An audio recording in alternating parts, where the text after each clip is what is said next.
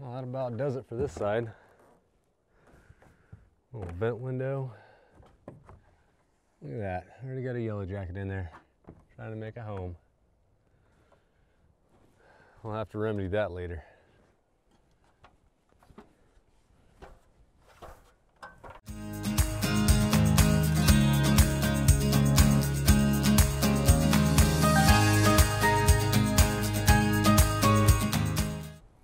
I've got this little vent door done now. It's basically done. It's sealed up. The only thing left I have to do is make a barn door for over there on the other side.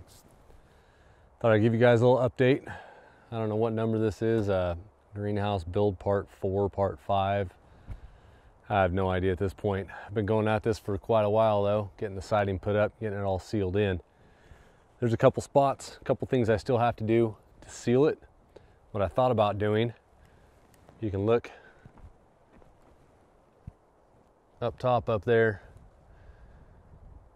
underneath the roof. So you can, hopefully you can see up top up there to the rafters. What I thought about doing was taking a piece of inner tube, like car inner tube or tractor inner tube. Figure I'd pick one up at the tire store down in town. Cut it into a long strip and put it underneath the edge of the roofing and have it come down and cover the siding, and that would keep water from going in. And then the same thing underneath this little vent. I'd put one underneath the vent that would cover the siding, so when it's all shut, the water flows down over the side without going inside as much as possible. So after I get done sealing those places up, it's still not going to be watertight. It's not really meant to be watertight. There's going to be plenty of moisture created inside the structure itself. And if you're worried about moisture on the wood and wood rotting, well, there's probably a reason they make a lot of greenhouses out of metal. But if you don't put an inside wall on it to trap the moisture in there, the sun will evaporate the moisture out of it and it'll come out of the same holes that it went in. I still have to put a ridge peak on the very top. I've got to get up there and cap it so there's not a slot that water can just pour in. But other than that, that ridge peak is made for that humidity and the moisture to exit out the top of the roof. I've had these boards up for quite a while now and they're shrinking up real nice. Now on the end walls, I put 2 nails in each spot. 2 nails here, bottom and top. And that's going to give me a little bit more of a shear wall with 2 nails in it. On the back side, where I have, I don't know, I think a little bit more of a structure built into it, I didn't put a nail in, or 2 nails in each one. I put 1 nail right in the middle of each one. And what that's going to do is that's going to allow these boards to shrink, contract and expand with the weather. As they get wet, they'll expand out and they won't split. I still have to put the batten pieces up. I still have to mill those out, so those will be a little bit. This is fine for now, for the summertime. It's going to get plenty hot in there. Take you a tour on the inside here real quick.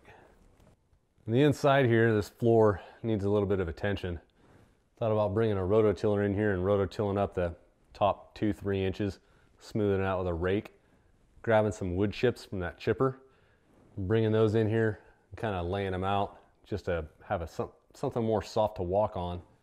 And then we're going to put some raised beds in. We haven't decided which direction we're going to put the raised beds.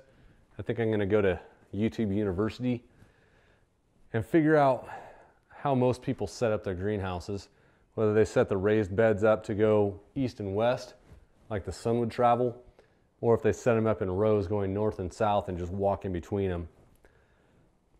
I don't know if there's a science to it or not. I guess if you know more about raised beds than I do, go ahead and chime in the comments and let me know. If not, it's going to be a trial and error process. Maybe we'll do some east-west and then some down there north-south. Got the nice vent window up there, so we'll have a cross ventilation of air going from the door in that corner to that vent up there in that corner. I do have a game cam set up over here. I bought these game cams, I bought 4 of them, I don't know, 6-8 months ago, just to look at wildlife. But what I figured I would do is I would put that up for 2 reasons. Number one, I could leave some of my ladders and stuff out here kind of covered up, kind of not. And if somebody went to steal them, I'd have a picture of them. I'd know who it was, or, you know, at least figure out who it was. But the other thing, the main reason, was to get pictures of this because they're motion activated. It took plenty of pictures of me building the walls and building everything. I did have to take it down once or twice to put batteries in it because it was taking so many pictures. And I put all those pictures in a file, and I'm gonna make a, what do you want to call it, stop motion? I don't even know, like a fast forward time-lapse video of this greenhouse getting built, and I'll put that up. And that'll show it basically from start until now, because I'm gonna turn it off. There's not much more to this greenhouse. But we'll get some stuff planted in it and get it going.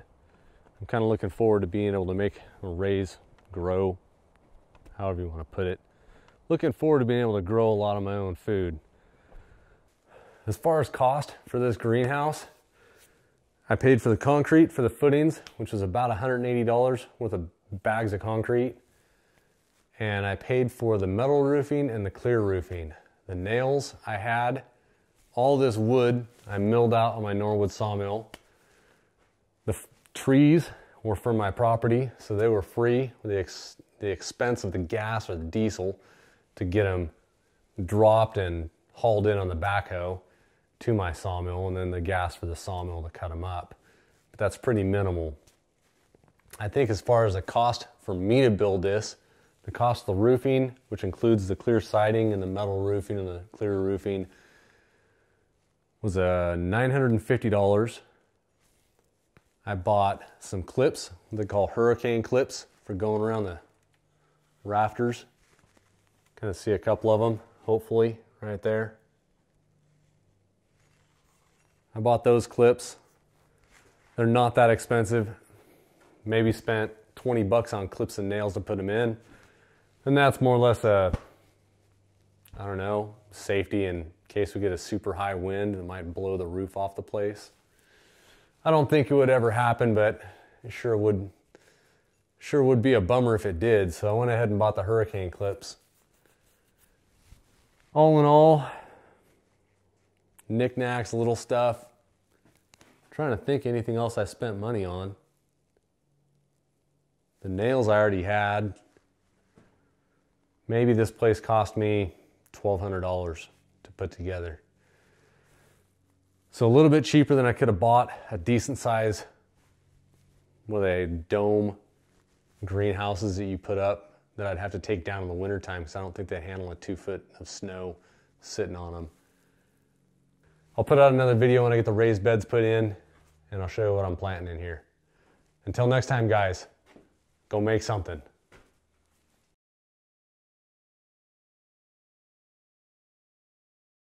Rolling around in the dirt.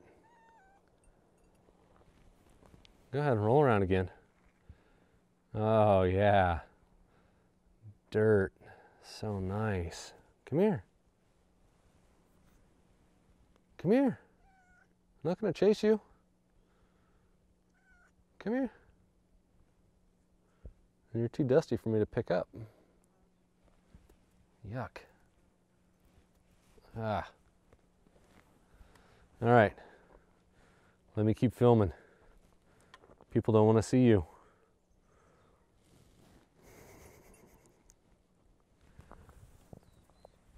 All right. There's a kitty.